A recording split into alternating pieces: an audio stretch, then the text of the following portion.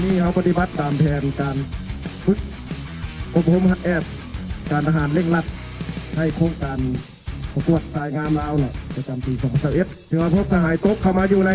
โรงเรียนการทหารท้องถิ่นกองบัญชาการทหารนครหลวงเขานี้ถือว่าปัจจุบันนี้พวกสหายได้เป็นทหารแล้วพวกสหายต้องปฏิบัติตามระเบียบตามข้อกำหนดของทหารในระยะ2 วัน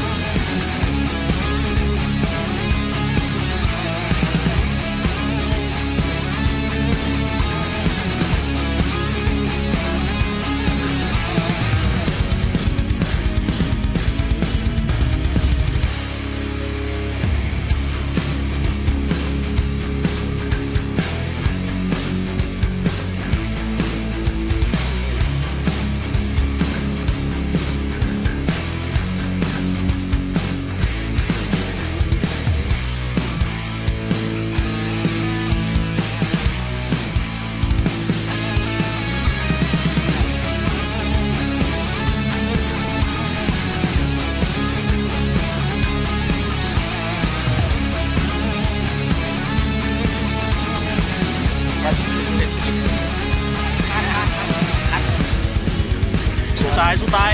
สู้บนสู้ว้าตั้มเราถูกเป่านะ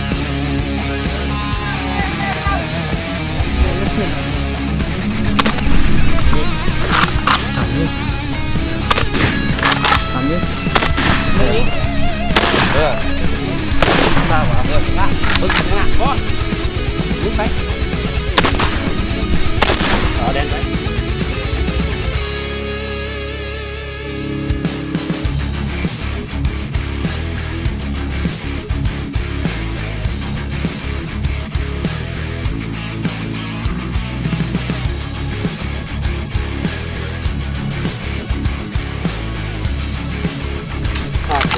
ปีไรห้าม